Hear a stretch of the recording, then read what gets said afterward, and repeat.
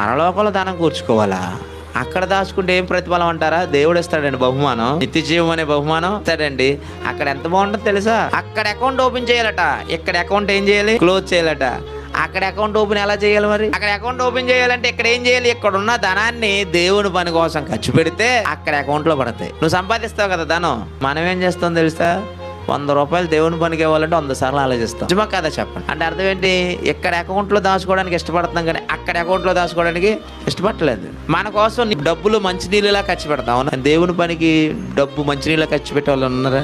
అక్కడ తర్వాత అక్కడికి వెళ్ళేదెవడో పోయేదెవడో మనకెందుకు? ఇక్కడ మాత్రం ఎలా ఉండాలి మనం? ప్రేమగా, దర్జాగా, ధైర్యంగా తలెత్తుకొని బ్రతకాలంటాడు. యేసుప్రభు అని పిచ్చోడు అలా చెప్పడానికి? యేసుప్రభు కానీ బుర్రలేదు అలా చెప్పడానికి? యేసుప్రభు మతి ఏమైనా పోయిందా? వాళ్ళ తమ్ముళ్ళు అన్నారులేండి మతిపోయిందని. అదేంటండి పరలోకంలో దాచుకోమంటే ధనం ఏంటంటే అసలు శాశ్వతంగా ఉండేది మనం ఎక్కడ?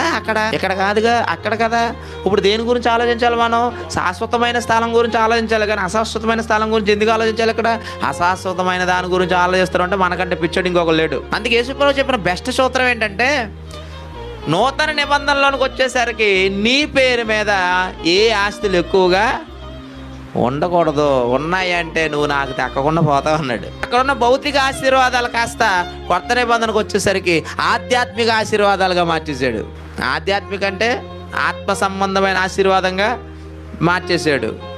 అదేంటంటే ఇక్కడ ఆయన కలిగి ఉండడం తప్ప అంటే, కలిగి ఉండడం తప్పు కాదు, కలిగినది దేవుని కోసం ఖర్చు పెట్టకపోవడం తప్పు. నీకు కష్టపడ్డావు, నీకు వచ్చిన రూపాయిని ఏం చేయాలి? ఎవరి కోసం ఖర్చు పెట్టాలి?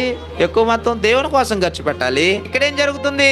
దేవుని కోసం ఏవి ఇవ్వం, అన్నీ మన కోసమే వాడుకుంటాం. అలా వాడుకొని బ్రతికి చచ్చిపోతే దేవుని కాకుండా పోతావు అని ఉద్దేశం యేసుప్రభు అన్నాడు. నీ కొరకు ధనము ఎక్కడ కూర్చుకోవద్దు.